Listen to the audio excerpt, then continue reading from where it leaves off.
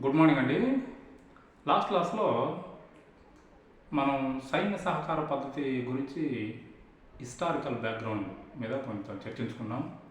ఇవాళ సెలవు బోర్డు అందుబాటులో లేదండి, అందుకని ఈ టాపిక్ని మీ ముందుకెళ్ళి తీసుకొస్తున్నా. లాస్ట్ క్లాస్లో చెప్పుకున్నాం సైన్య సహకార పద్ధతి పెట్టిన బ్రిటిష్ గవర్నర్ జనరల్ ఎవరు, ఏంటి, దానికి మరొక పేరేంటి అని చెప్పుకున్నాం.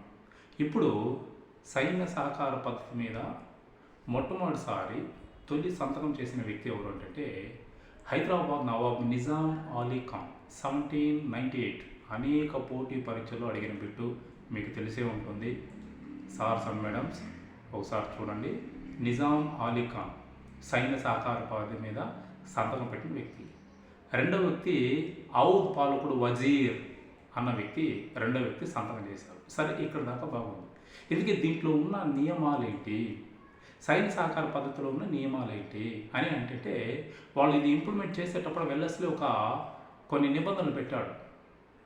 సైన్య సహకార పద్ధతి తీసుకున్న రాజులు ఎవరు కానీ మాకు ఎవరైతే శత్రువుగా ఉంటారో ఐరోపా వాళ్ళతో స్నేహ సంబంధాలు చేయకూడదు, వాళ్ళతో పరిచయాలు ఉండకూడదు అనే ఒక కండిషన్. అలాగే మీకు సైన్య సహకార పద్ధతి కింద మేము ఇస్తున్నప్పుడు మా సైన్యానికి అయ్యే ఖర్చు మొత్తం మీరే భరించాలి, వాళ్ళకి జీతభత్యాలు కానీ ఆహారాలు కానీ అన్ని సౌకర్యాలు మీరే భరించాలి అని ఒకే నిబంధన. మరొక నిబంధన ఏంటంటే మా సైన్య అనుమతి లేకుండా మీరు ఎవరితోనూ మాట్లాడకూడదు, ఒడంబడుకులు చేసుకోకూడదు అని చెప్పారు. సరే, అన్నిటికీ అంగీకరించి నిజాం అలీ ఖాన్ సంతకం పెట్టేశాడు. కానీ గ్వాలియర్ పాలకులు సింధియా, బోన్స్లే పాలకులు వీళ్ళిద్దరూ సైన్య సహకార పద్ధతిని ఎదిరించారు. వీళ్ళు మరాఠాలో ఒక భాగం, వాళ్ళు ఎదిరించి మరాఠా యొక్క శక్తి సామర్థ్యాన్ని చూపించారు. కానీ ఏది ఏమైనా మన భారతీయ పాలకులు దాన్ని కొద్దిగా ఆపాదించారు, వెళితే స్థానికంగా అప్పటికి బాగానే ఉండింది, కొద్ది రోజులు బాగానే నడిచింది. తర్వాత తెలిసింది సైన్య సహకార పద్ధతి ఎంత ప్రమాదకరమైన అంశమో అని చెప్పింది. చివరికి హైదరాబాద్ నిజాం అలీ ఖాన్ యొక్క పరిస్థితి ఎంతకొచ్చిందంటే ఆయన పక్క వాళ్ళతో మాట్లాడాలంటే కూడా బ్రిటిష్ వాళ్ళు పక్కనుంటేనే మాట్లాడాలి, ఆయన సొంత విషయాలు మాట్లాడాలి, అంత నిబంధనలోకి వెళ్ళిపోయాడు. చివరికి ఆయన ఏం చేశారంటే ఈ సమస్యనే నాకు వద్దు, ఒకవేళ చంపితే మా వాళ్ళు చంపుతారు కదా, నన్ను వద్దు నాకు అని చెప్పి చివరికి ఆయన నాకు వద్దండి అని చెప్పి వెల్లస్లీకి చెప్తాడు. సరే అండి, వద్దంటే మేము రీబ్యాక్ వస్తాము, కాకపోతే మా సైన్యానికి అయ్యే జీతము అవన్నీ మీరు ఇంకా కొద్ది బ్యాలెన్స్ ఉన్నాయని. అప్పటికి ఈయన డబ్బు లేకపోతే ఈయన ఆధీనంలో ఉన్న 4 ప్రాంతాలని ఇచ్చేస్తాడు. ఈయన దాన్ని ఇంతకుముందు క్లాస్లో చెప్పాను నేను. సీడెడ్ జిల్లాలో ఉంటారు, దత్త మండలాల్లో ఉంటారు. ఏమేమి?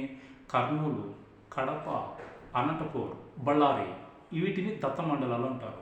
ఈ దత్త మండలాన్ని ఇంగ్లీష్ ఈస్ట్ ఇండియా కంపెనీకి ఈయన విచ్చేయడం జరుగుతుంది నిజాం అలీ ఖాన్. సో ఆ విధంగా మనకు వచ్చిన అంశాలు అనేవి.